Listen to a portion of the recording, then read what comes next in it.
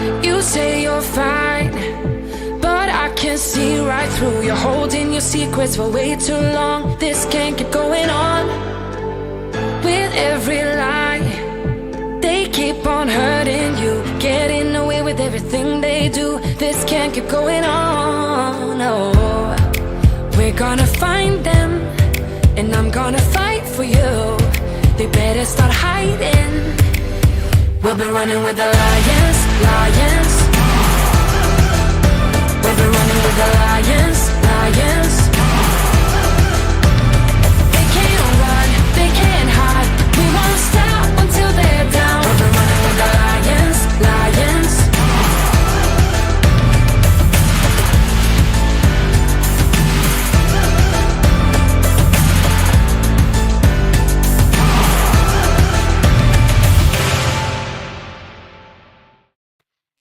Hello, everyone. Happy Sunday in the middle to almost end of January, and welcome to another episode of Gloves Off.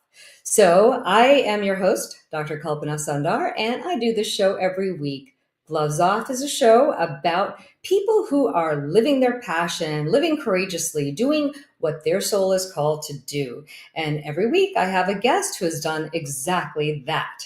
So for those of you who are new to this show, welcome in. We're happy to have you. And for those of you who have been watching, welcome back.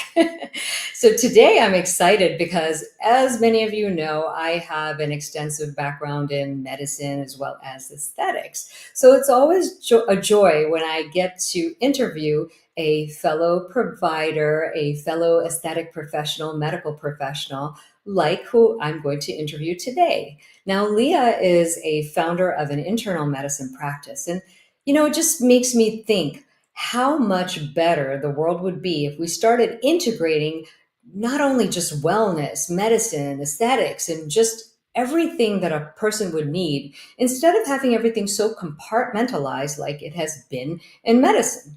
So we're going to deep dive into that conversation in just a little bit, but I wanted to introduce one of our special sponsors this week. We've got a new sponsor, Business Done Better.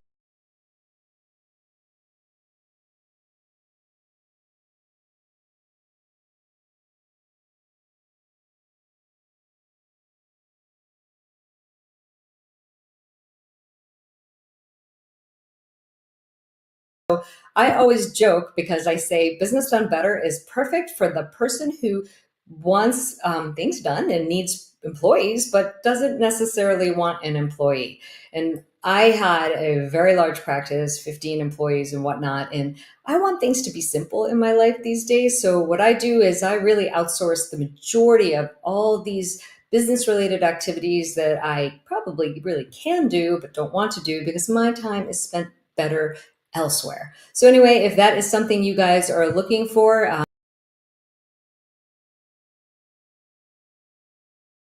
we will get onto our show today. So as I mentioned before, Lea is an internal medicine provider. She is also an aesthetics provider. She has been in the industry for about 15 years. And oh my God, when I say she's passionate about this, well, that's really an understatement. She told me earlier she could be talking about this for days, and I was like, oh, well, Lea, we don't have days, but we got an hour, so you're going to have to really fit it in that hour.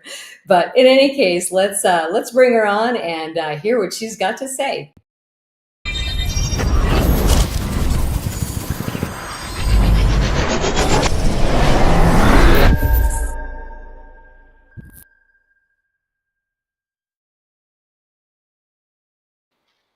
Hello, Lea. Welcome to Gloves Off. We're so happy to have you. Hey, Dr. Sundar, thank you so much for having me. I'm so jazzed that you invited me and that you think I have something that would be so cool in this platform. So I'm grateful. Well, of course. Well, it's not every day that you see somebody. Well, listen, the reality is that people in medicine are not, I'm just going to use your word, jazzed about medicine anymore, because it has gotten to be a lot about checking off boxes and just getting things done and not really, it's in a lot of places we've lost that real personal touch, and it's sad, but it's really, really refreshing to see someone like you who is a medical professional who enjoys what they do, really gives it their all. So anyway, it's really really refreshing. And I don't think I mentioned this earlier, but just I was with my father last week, in Florida, and just watching how had been in the hospital, and just watching how people come in and out of the house, and they just were just checking off boxes, and there was no real care, and it just drove me bananas, to say the least. So Yeah. I think a lot has shifted in the wrong direction. So it's really great to highlight people like you who are maintaining that beautiful aspect, that personal connection in their practices. So that being said, tell me what gets you excited to get up and go to work every day. Oh my gosh. I think that probably the biggest answer is I love you guys. I love people. Like the most joyous part of my career is the fact that you guys all pay me to be a part of your life and get to know you. And working in primary care, you get to know I know when your mom died. I know you got shingles, before the age of 50. I know everything about you. And that is an incredible privilege for me, And so I love doing it. I love people. I love forming relationships with people, and it is what brings me joy. And I get to do it. I get to do it It's day in and day out.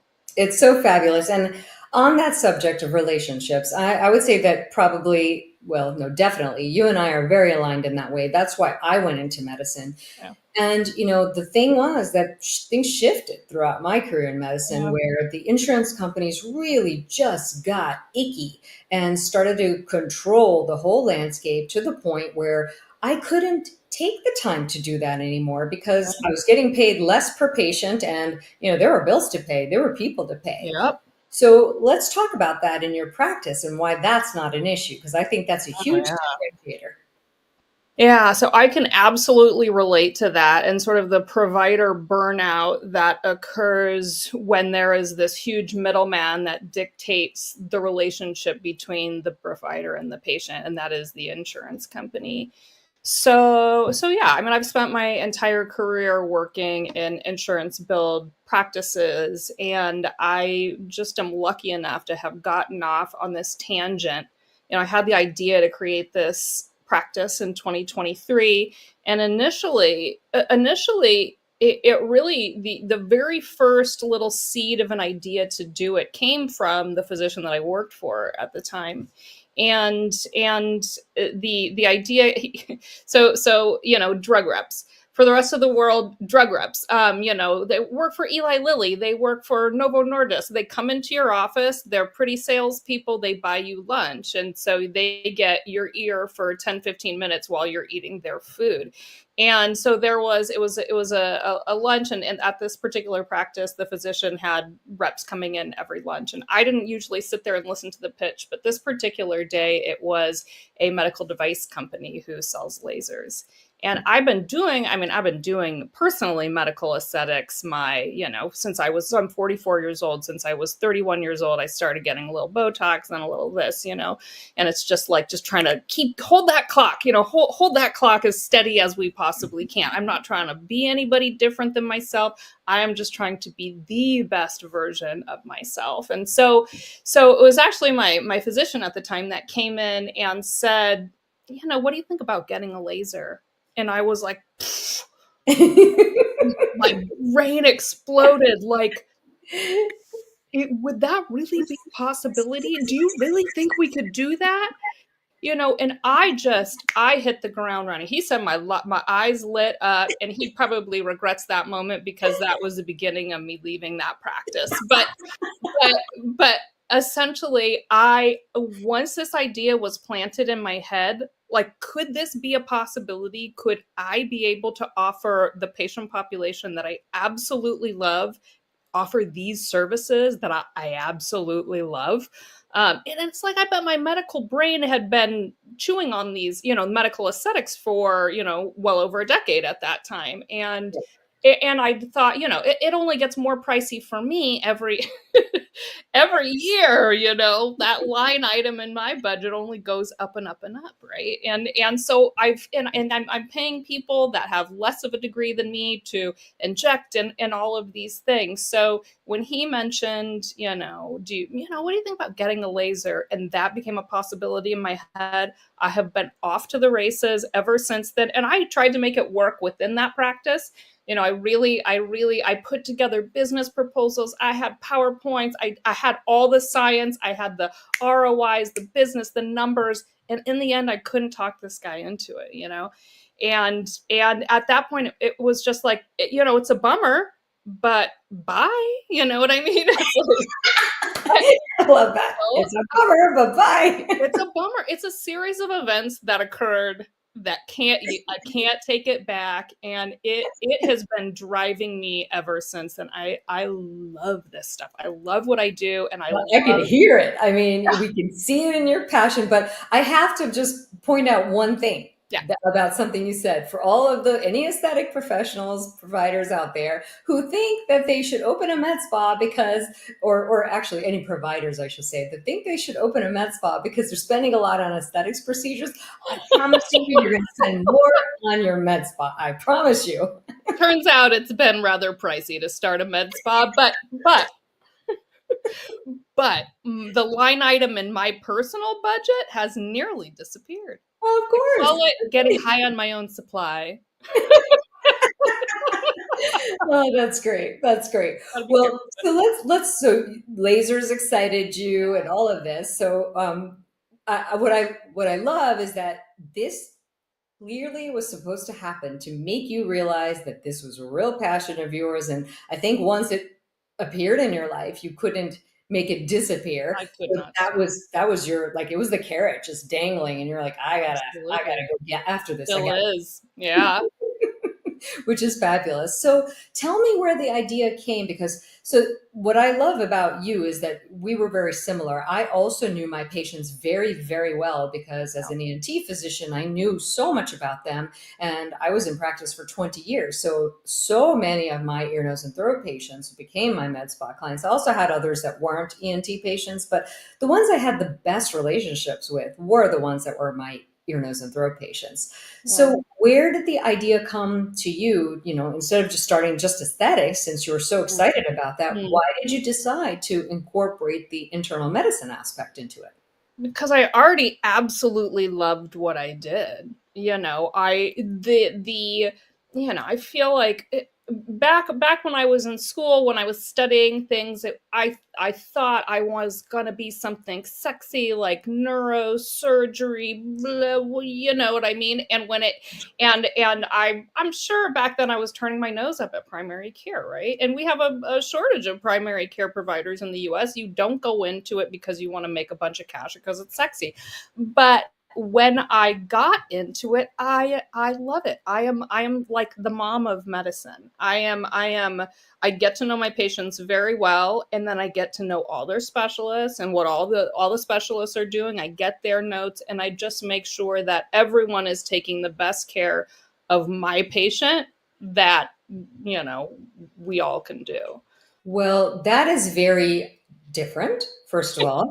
No, I'm not kidding. I mean, it really is, because what happens is in an insurance, because I'm sure everybody thought you were crazy when you decided not to take insurance. So that's why I'm making this point. But when you are in an insurance-based practice, first of all, you don't have the time, because you don't have the ability to be in this, real concierge type of experience. You can't deliver that concierge. You're on a hamster wheel.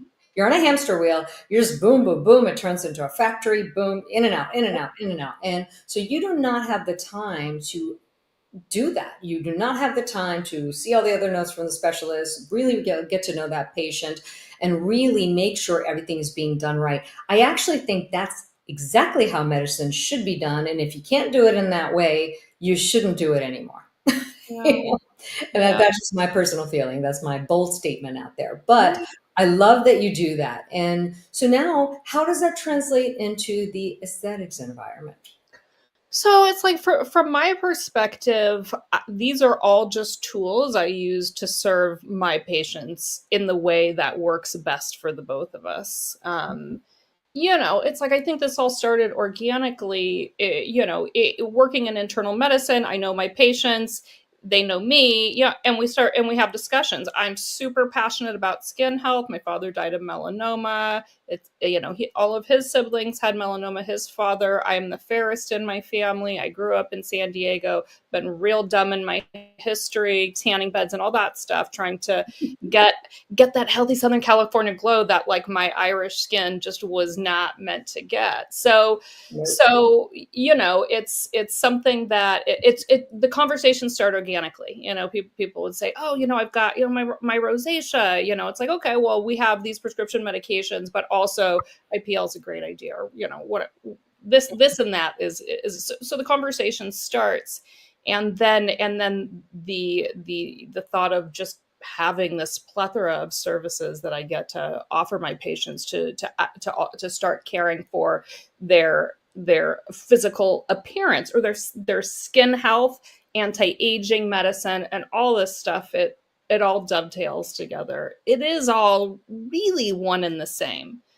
Our internal health, our physical health, and our perception of how we feel about how we look, because that's how we relate to everybody else, how the world sees us, and those interpersonal relationships. This is all incredibly important in a person's life, their health, and their quality of life.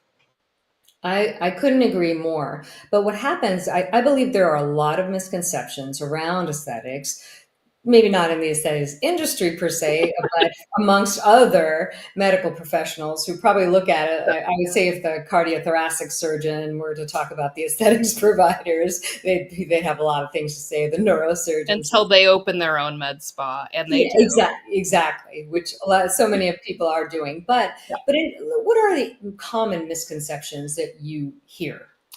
So I think that one way to view medical aesthetics is that it's really a practice of vanity, right? And it, that is one way to look at it. But there is a boatload of science out there to support the fact that when we feel good, our health is improved. The way that we relate to the world is very important to our well-being and our health.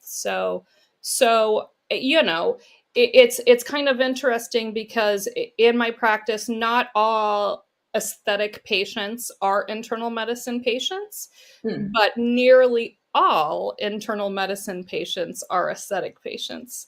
And this is not dictated by me. This is largely what patients want, Yeah, right? naturally, it's what winds up happening, whatever is supposed to happen. It's really interesting. Exactly. So, with the with the misconceptions, I want to just talk Yeah. about that a little bit more. Yeah. I completely agree with you, of course, because I'm also interested in aesthetics. But let's just talk about it from the fundamental principle of when we started looking at hormone therapy years ago, right? When we looked at hormone therapy years ago, it was a lot of different opinions about it. But now, especially, with the anti-aging medicine platforms and whatnot, it is really a acceptable, it's almost that if you don't put your patients on it, it's really that thought of not putting your patients on hormone therapies become pretty close to obsolete. And the reason I feel that it is because number one, we all have hormonal changes as we get older. Our lifespans are increasing. So in that same realm of how we are replacing hormones to improve our quality of life and our physiology and whatnot, why doesn't aesthetics go into that, right? I mean, the bottom line is we're living longer. So for example, I'm 55. I forget I'm 55 till I have to admit my age, which I just You're did. an impressive specimen. I feel like I'm 35. I literally go around my day thinking I'm 35 until I'm forced to remember I'm 55. Because when I look in the mirror, I don't see a 55-year-old. When I look at what I can accomplish in a day, when I spar in Muay Thai, I literally think I'm 30 something. So That does affect my well-being, because I think one day if I woke up and I saw a 60-year-old looking back at me in the mirror, then all of a sudden I'd feel a lot older. So Right. I can say from personal experience, I know this is true from treating all the thousands of patients I've seen in my med spa over the years. I 100% know that's true. Studies support it. Anecdotally, we see it in our practices as well. So I think it's about time in 2025 that it becomes mainstream. But then again, I think there's a lot of providers and practitioners out there that are not really doing the best aesthetic work. So That's it right. that can be a problem. So we'll remove those people. We're only talking about the people that do good work. Of course, of course. And I love that you bring up hormones too, because this is such a, medicine has its own culture, right? We go through our own set of what's acceptable standards of care and all of that. And hormones, at least hormones for women, is something historically we do incredibly poorly in allopathic medicine. and Mhm. and it all has to do with the way things evolved with the Women's Health Initiative in the early 2000s, and scares and fear over the risk of developing breast cancer, and then physicians deciding, I don't want the liability, I don't want the liability of this. And breast cancer is the most litigated diagnoses. So we it you can see, as a clinician, you can see how it happened the way that it happened, but when you're aware of the data, when you read the WHI study and you pick apart what was going on there, there need not be any fear, right? No one's gonna prescribe conjugated equine estrogen and progestin to starting over 10 years after menopause. Nobody's gonna do it. So Exactly. And so that's it's null and void, really. and we still have people out there who think that the risk of breast cancer, they shouldn't be on hormone replacement, which is crazy. But and this is the thing, we have all these antiquated ideas, and it takes a while for them to start shifting, It changing, does. coming into the light of a new age of modern medicine. Yeah. So I love medicine because of that, because you can watch how things change. I love that I've been in the aesthetics industry now. I started almost 20 something years ago, and it has We're shifted. there in the beginning. You've seen the whole thing evolve. Exactly. And it's really, really interesting how much has changed. And I love watching the industry continue to evolve in that way. It's always been a fascinating field for me. Yeah. So I want to talk a little bit about, so when you started your practice, I mean, how did you feel about it? I mean, were you nervous? Were you ecstatic? What were your feelings, and how has that journey evolved for you over the past, well, it's been about like a little over a year or almost a year, something like that? Coming up on a year. Yeah. Yeah. So I am so passionate about this beast. It's so exciting for me to not simply work under a physician who tells me the way that I need to practice, and what they think is important, essentially, and how they want to run their practice. And honestly, I didn't sign up to be a PA to not be in that role, to work in somebody else, work under I've worked under many fabulous physicians. Mhm. But at some point, in your career, you have a whole lot of experience and opinions, and what happens is I just end up forming my own patient population in somebody else's practice. And if I've been very fortunate to work with physicians that give me a ton of autonomy, because they trust me, they see how I work, and because I build their practice, right? I make them a ton of money. And so to be able to now go out and decide what I think is most important to bring to my patients, it's impossible to give good care in a primary care setting billing healthcare insurance, because health insurance treats symptoms and diseases. And that's what allopathic internal medicine does. And we're really good at it. Once you develop COPD, hypertension, diabetes, Alzheimer's, once you develop sleep apnea, on and on and on, all of these things, we know exactly what to do. And you can be super complicated. You got 15 chronic illnesses. We know what to do. Bing, bang, boom.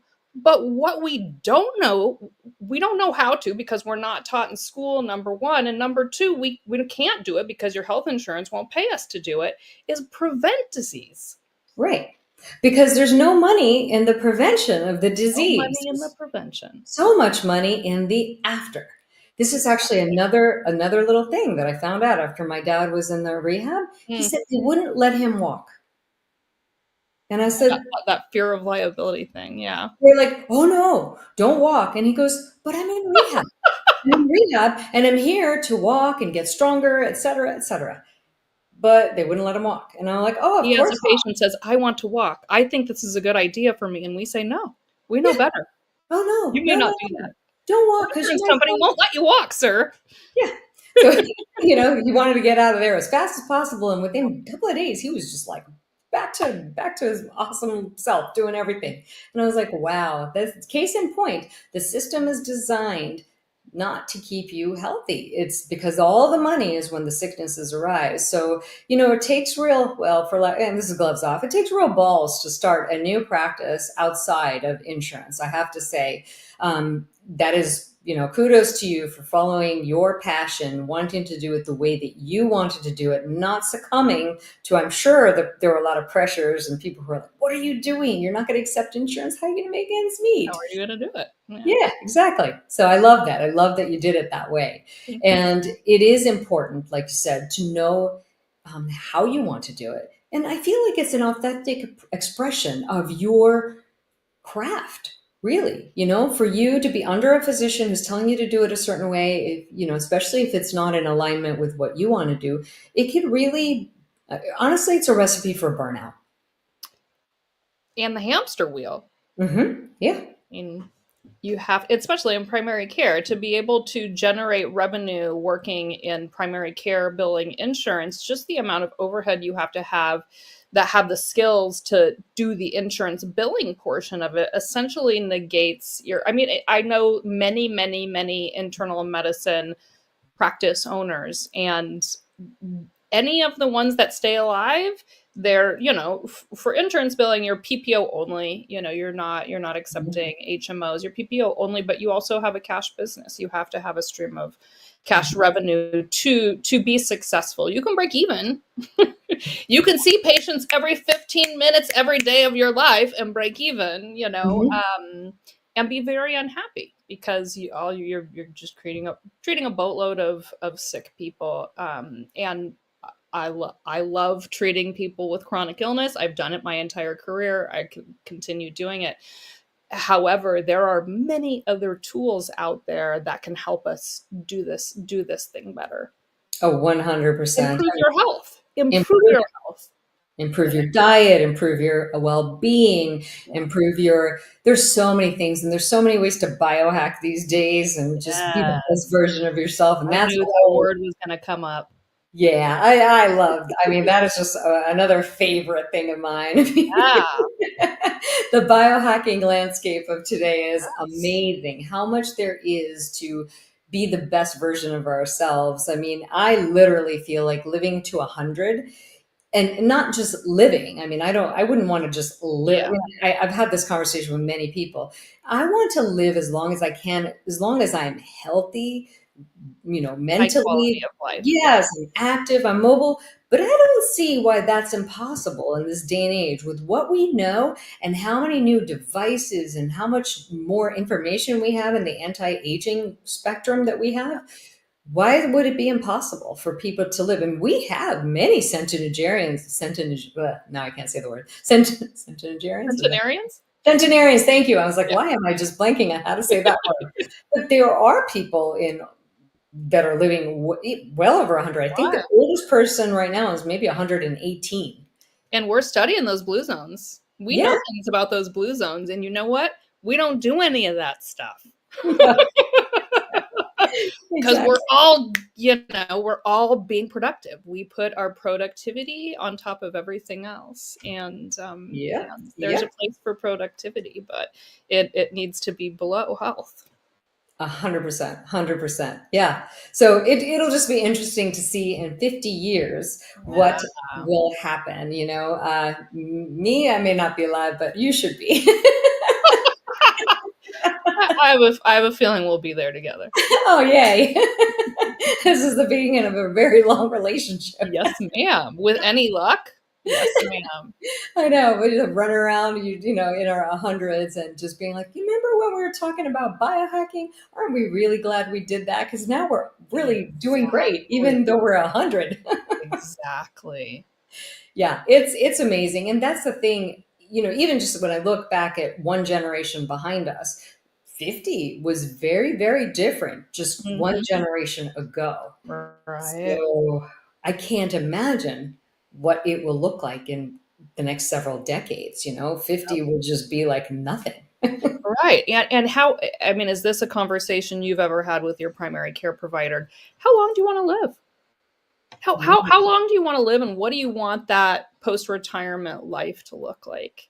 Let that be part of the conversation and drive some of the science that enters that relationship, It information It spreading. really should be because now, I've been actually doing, I take a lot of the courses from A4M, the Anti-Aging Medicine Society. And, they're really talking about what you can do to live longer if you want to live a high quality of life. And Yes. nobody wants to be around to 100 and be completely debilitated. Nobody wants Right. that. But if there is a way to really enjoy your life and feel like you are purposeful and enjoying your life, enjoying the people around you, why not? That Life should be sentiment. joyful. Yes, that same exact sentiment of me starting injectables at 31 years old and just holding this, doing everything I can to hold this wall of aging. Mhm.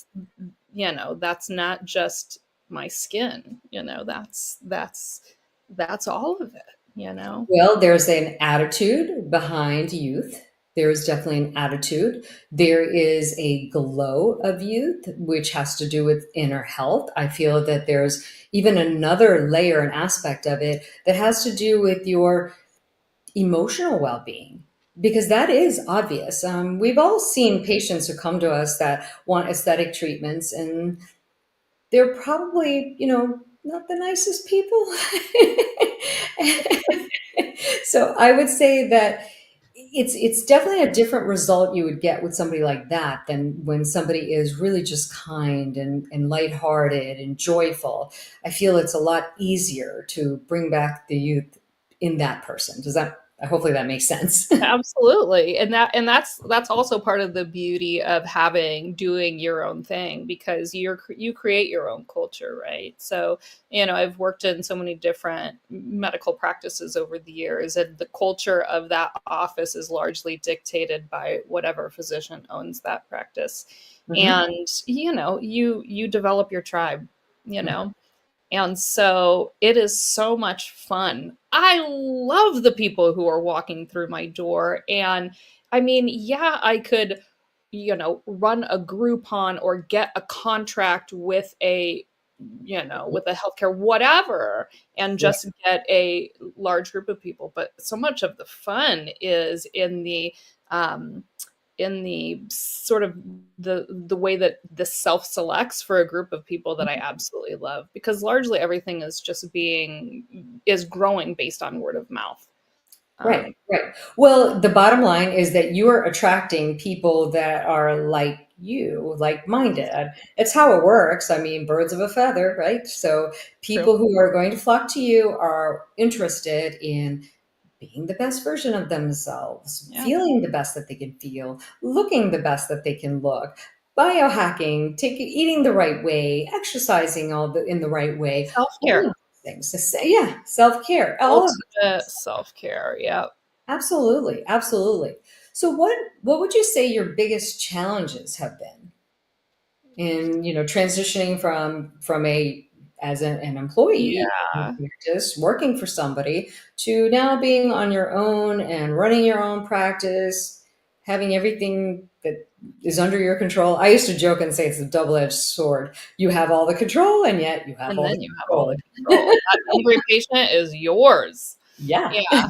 Yeah. Well, so I mean, I think that in your typical allopathic internal medicine practice, you have contracts that largely dictate the flow of people that come through your office. Also, I am not a physician. I'm a physician assistant, and I'm not part of that boys club where I am not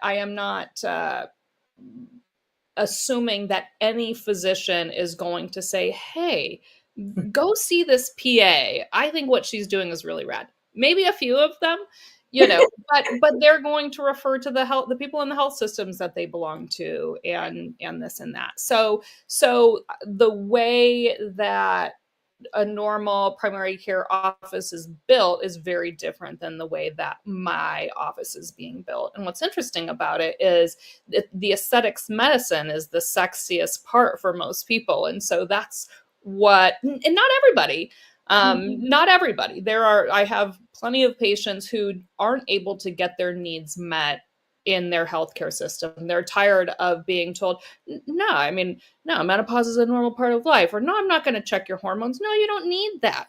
That just being sort of mansplained when it comes to how you want to deal with your health, right? And so I do. I just want to write mansplain. Right? Yeah, because that's what happens. There's a lot of mansplaining going on. Old white men. Medicine is a lot of old white men. It's not 100%, but it is a lot of them. And so yeah. Largely it's being built upon the people's love of aesthetic medicine themselves. And so this beast that I'm creating is not your typical medical practice. The way that this is all coming together, step one was not me calling a bunch of insurance companies and trying to get contracts with those insurance companies. So because of that, I think that's probably the largest barrier, is I don't have this constant stream of people walking through my door because my name's on a list somewhere. Yeah. But I don't know. I mean, again, be on that list. Right. I mean, it's like, do you really want to be on the list? Because the next thing that happens is you don't get the right people and you just get all comers. And really, you made a really good point about how many people you have to employ.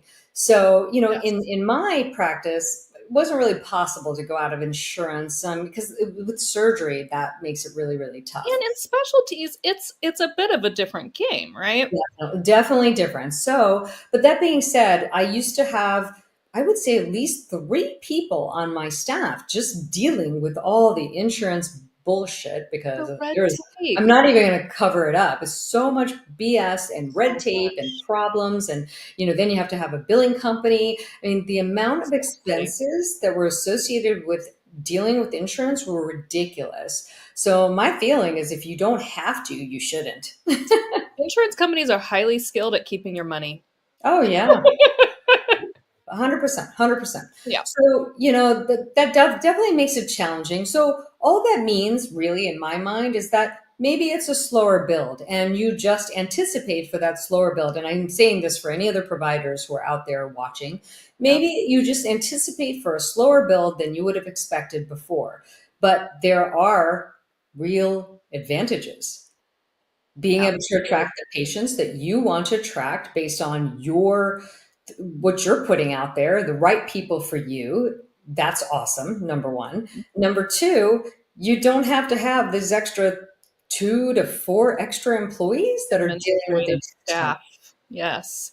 The wall between the patient and you doesn't have to exist, where, it's like when I first started this thing, I'm like, of course I have to have an office manager. I mean, who is going to buffer me and the hamster wheel and the patients who need things, right? But it's such a different beast.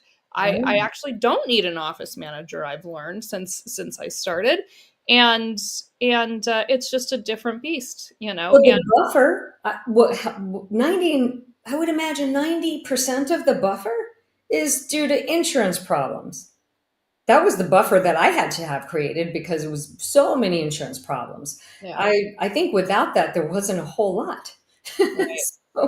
Makes a big difference because then you could run things the way you want. I remember originally I had created an environment where I wanted people to come in and have all the tests that they wanted to have in the same, in the same visit. If they had to take off work, maybe they spent a little more time there, but if we were able to get all those tests done Mm-hmm. in that day, I Yeah, really strive to do that for them as much efficiency. as was possible. However, over the years, of course, the insurance companies made it that you can't do that. You have to get prior authorization. Of course, everything shifted. And then it became so problematic, and people were angry. And now you're just dealing with people that are angry. But they're not really The angry bills either. are getting shot. Yes, exactly. They're angry. They're angry at the insurance company, but inevitably that line starts to thin, between you and the insurance company. They start to see it all as one. It's Right. just it makes something that's beautiful and it turns it into something It, really less beautiful. that's right. The system is broken. The Anyone system who's is really looking at it realizes the system is broken, but how does a patient know how to do any better, right? right, right. And this is Or where I feel momentum. well, Yeah. I feel that people really need to be educated on what these options look like. And People thank need an goodness advocate. You need a primary care provider to navigate the healthcare system, you just do. the logistics of the healthcare system. 100%. And what better way to do that than with a person, a provider, a physician, physician assistant, anybody who's really just vested, a nurse practitioner who is vested in your best interest. Yeah. Now, that is just not an easy thing to find. Somebody who cares. Exactly. Yeah. Exactly. Yeah, absolutely. And frankly, here's my thought. I know that there are a lot of people out there who probably think, oh, well, she's not a physician. And while that is true, let's take a look at physicians these days. Most of them are overwhelmed, I love the burnt way out. you look at physicians. Yeah, You well, are a physician. I know, but I don't feel like I really fit with most physicians. I just feel like an enigma.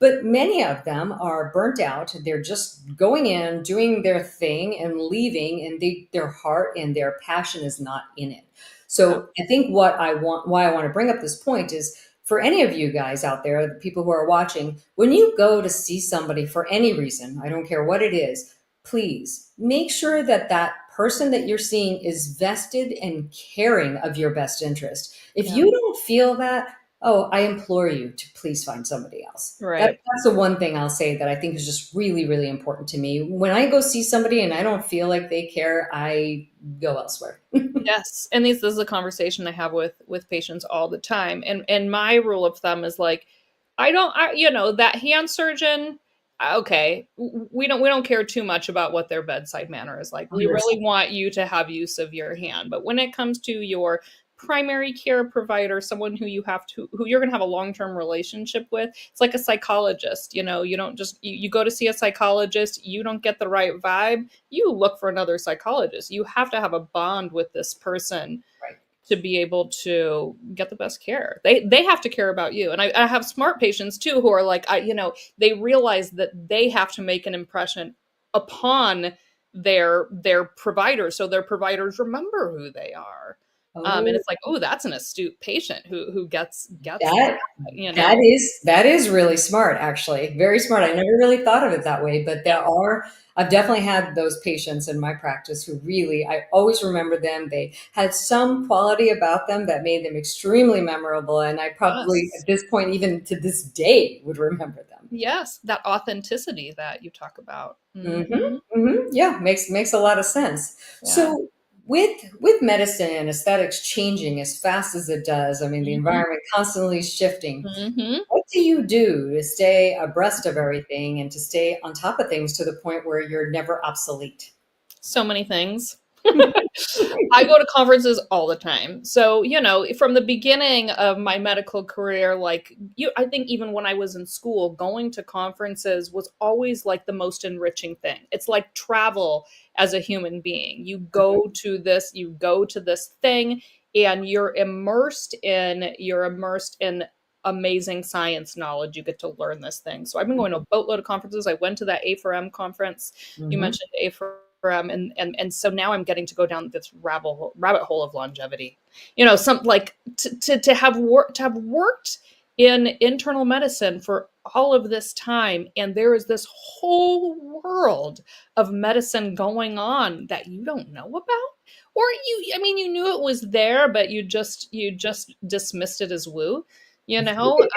Yes. And not, first of all, not being on the hamster wheel, so I have a second to think about it, absorb it, and then I'm in this unique position of medical fluidity right now, where I get to kind of decide what is going to best serve my patients. Mhm. And so lots of conferences, lots of papers, a lot of papers. I'm getting certification in lifestyle medicine because I'm so big on prevention right now, and you don't learn it in school. They don't teach you in school. So I'm getting a certification in lifestyle medicine. I would be a board certification if I was a MD or a DO. So it's a very rigorous, it's not a little online little piece of paper.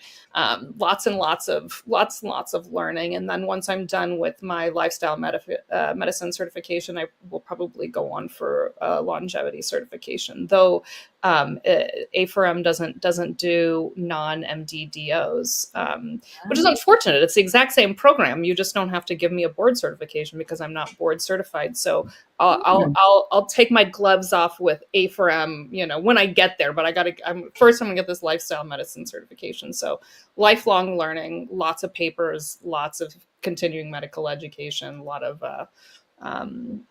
conferences. That's amazing. I mean, that is so valuable to a patient who comes to your practice because not only I feel like you really offer so much. There's the primary care aspect. If they come in with chronic illnesses, you're able to treat those. If they come in and they're really just well and they want to stay well, there's a place for them too. I mean, really, in your traditional internal medicine practice, if you go and you're Back when you're totally sick. yeah, exactly. If you go and you're totally healthy, they're like, "What are you doing here?" We look at that 15-minute appointment slot of a healthy well person visit of I get to steal from this to catch up on my charting and read that hospital follow-up for that stroke, for that 65-year-old patient. Yeah. Yeah, it's ridiculous. And that's not the way it should be. We should all have that time with our providers to discuss our wellness. If we have other questions, especially for those of us who aren't physicians or in the medical field, we should have the opportunity to talk to somebody who's knowledgeable and have a direction on how to move forward. Because I would say that a regular internal medicine practice, a perfectly healthy person goes in and says, I want to be healthier. I want to have this, this, and this. I'd like to feel even better. They'd go, oh my God, who cares? Like, here's a lab people. order. I've had that moment. I am not proud of all the things, I've done We all along have. the years, It's like, it's always learning. But if you don't have the knowledge, you weren't given it in school. I don't have the knowledge to sit here, for that entire 15 minutes and talk about, your hormones Exactly. or the things Yeah. that you want to talk about, what you think is important for you, the biohacking stuff and all of that. Well, I got so involved in the conversation. I was like, oh my God, we're almost out of time. Like, we really could talk about this for days. Dave. People, listen, all you gloves off fans. I hear we're going to have part 2, 3, and 7 of this episode later on. No, just kidding. But anyway, so as we're kind of wrapping up our time here with you today, what would you like to leave our audience with today? I mean, what are the things that you would like them to remember about Oh man. you and your practice? I know we've covered a lot today, but if Yeah. let's pick 1 or 2 things that you'd like to leave them with. Put your thinking cap on. Do not be afraid to advocate for yourself and look for your needs to get met out there.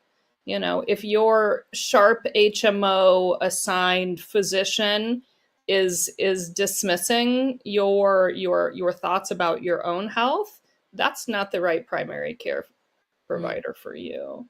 That's Don't really hesitate to advocate for yourself and to find someone, like you've said, that has your best interest at heart. That is huge. And the other thing I'll add to that is that sometimes it's just a feeling. You may not be able to describe it in actual words or something. You just have a feeling. I'd like to just add that feeling is enough. Yeah. That feeling is enough Your for you. intuition. Yes. That intuition is enough to make you that should drive you somewhere else. Yeah. Absolutely. Yeah. Agreed. And anything on aesthetics that you would like to leave our audience with? Oh man. I mean, aesthetics is pretty fabulous. The things we can do are amazing. Don't let your fears of that overfilled cheek. 100%. I have this conversation with people all the time. Oh yeah. Your eye only notices the bad stuff out there. That's so true. That is a very, very true point, because the thing is, anything done right is so subtle and beautiful and unnoticeable that you wouldn't know that person had anything done. Exactly. And that's very much my style, is that very is just keeping you your best you, not Exactly. trying to change the look of bone structure or, and any of this. Just rolling that clock back a little bit. I love it. I love it. Well, this has been such a fun and insightful discussion today, and it's just been so fabulous having you on today. I knew it would be. And I've got, for those of you watching, I have her website down there in the little box. So, feel free to take a look at her practice. She's located in the North Park area of San Diego. So, sorry for you folks who don't live in San Diego. You're just going to have to fly. I don't know what to tell you.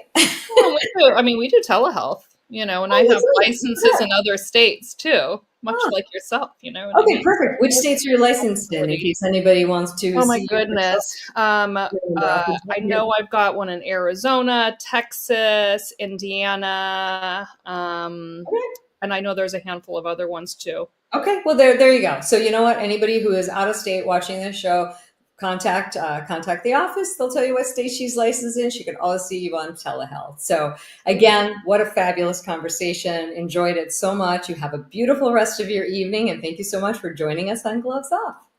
Thank you so much. Bye. Well, I hope you guys enjoyed that. She is just a delightful human being. I would say that I've actually witnessed her in action with her patients, and they just adore her. So, again, I think it's bringing that old feeling of what a beautiful thing that patient, provider relationship was back into 2025, which to me is an amazing thing to see. So, I've got couple of little announcements to make over the what's happening next week. Actually, I am actually hosting this webinar. That if you guys are interested, any of the people who are watching that are aesthetic providers, this is called the Aesthetic Profit Accelerator, because one of the other things I do is help aesthetic professionals be more profitable and live a better quality of life. And I've actually been called the Gordon Ramsay of aesthetics. I will tell you what's going on and help you fix it. So anyway, that's just for anyone who's interested. You can catch that. It's on Wednesday, the 22nd, 4 p.m. Pacific, 7 p.m. Eastern Standard Time. So, and also next week, I am actually going to be interviewing a monk. Okay, so this is new for me. I love bringing new and exciting guests every single week. So his name is Markandeya Rishi. Now that is a Sanskrit name. And it was funny because when I checked the pronunciation, he said, well, it's Sanskrit. And I was like, well, I'm Indian. I'm good with Sanskrit. So anyway, he actually studied in India. He was a monk. He teaches yoga now. So it's a very, very interesting story. So you guys are going to want to tune in next Sunday to watch that episode. And other than that, I don't really think I have any other exciting announcements. I frankly cannot believe this month of January has absolutely flown by for me. I think I say that every week, but I don't know if it's just my life is just going extremely fast. I feel like somebody has just hit the fast forward button. But I would say in the past, I've thought that that was a quote unquote bad thing. But I realize now that I am just involved in a lot of projects and a lot of amazing things that I absolutely love.